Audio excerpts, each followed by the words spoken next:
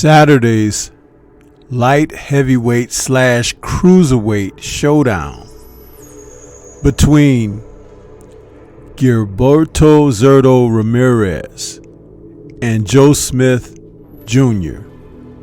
turned out to be a surprise for most observers that tuned in to catch the fight. The two men battled in a 10-round fight that saw something different about both. Let's talk about what went down between Joe Smith and Zurdo Ramirez Saturday, October 7th.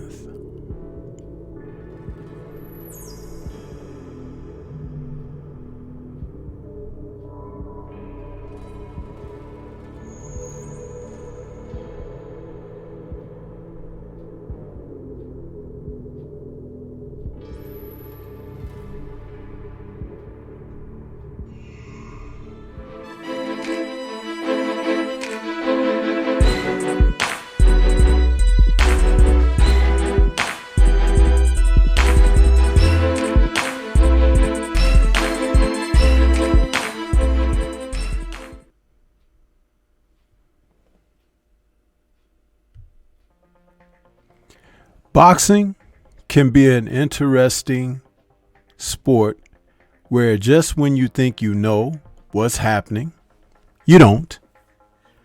And when you don't know what's happening, you find out you had that feeling. You knew all along.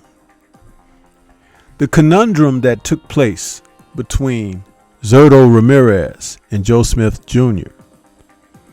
turned out to be a battle where these two men, who ordinarily would campaign at 175 pounds, elected to agree to a catch weight of 192 pounds. So both came in under that weight limit, 191.6 and 191.8. And we had a fight. But this fight was a little bit different. Different from when we last saw both men. And for Smith, he came out trying to establish himself physically, as he has been known to do in the past. But there was something that was a little bit off with him. He hadn't been in the ring for quite a while. His last fight, which was against Artur Beterbiev, took place in June of 2022. He's been out of the ring since then. Beterbiev was able to stop him in the second round of their fight. And it was a brutal stoppage. This was not the type of fight that Smith would look good. He tried to jump out on Artur early, and Artur was able to make a quick adjustment, scoring knockdowns, dazing Smith, and overall stopping him. In the case of Ramirez, he had been in the ring back in November of 2022 and lost a unanimous decision to Dmitry Bivol, after entering that fight vowing to avenge the loss of Canelo Alvarez, who was Bivol's previous opponent. It was not to be for either man. So seeing them come back together against one another in this fight posed some questions, like who's really ready, who has reinvigorated themselves, who is ready to take that next step. It turned out that though Joe Smith, he had suffered some family tragedy and this long layoff, he was off as far as it would look to be his timing and his distance and range. He missed a lot of shots as he threw punches at Zurdo. But Zurdo didn't come in as the pursuant, the aggressive fighter in the typical Mexican style that he was well noted for at 168 and 175.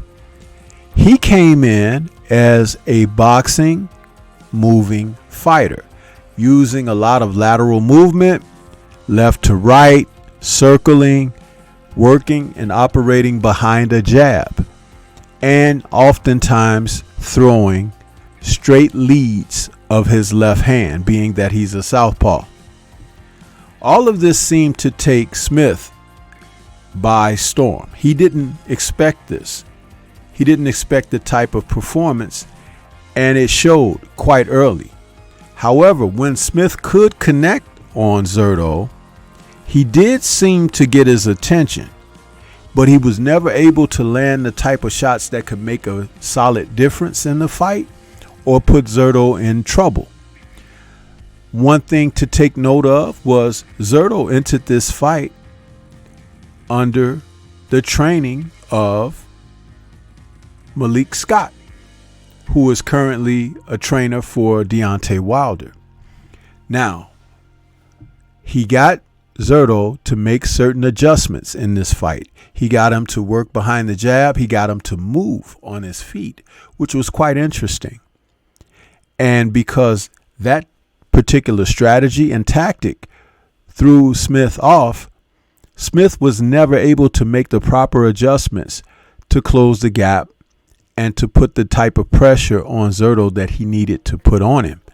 However, Zurdo also exercised the discipline to not want to revert back to his initial fighting ways, which would have allowed Joe Smith to be in the fight a little bit more.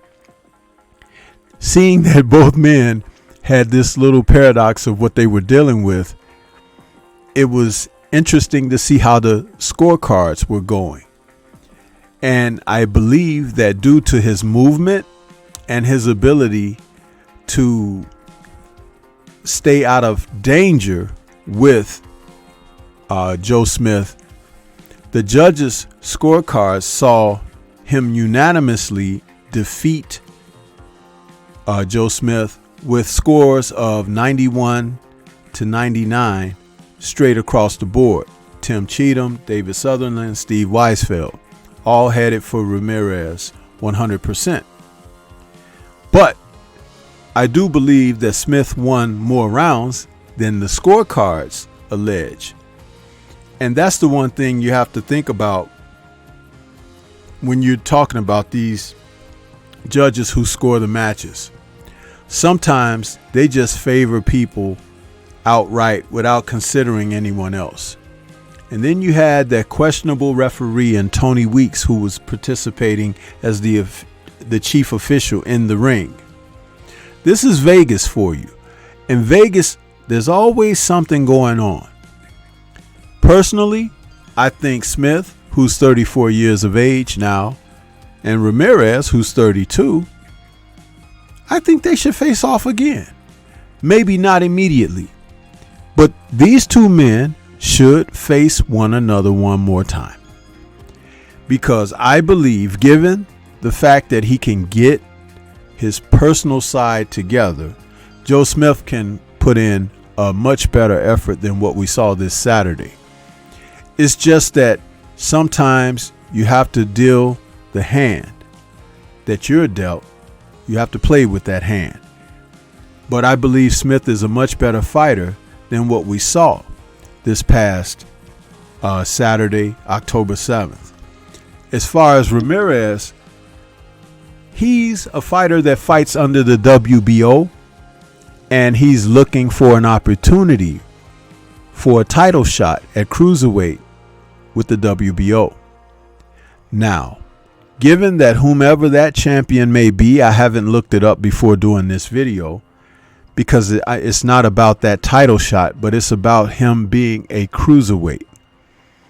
I believe Zurdo has issues that take place in his life outside of boxing that will hinder he becoming the best fighter that he could be.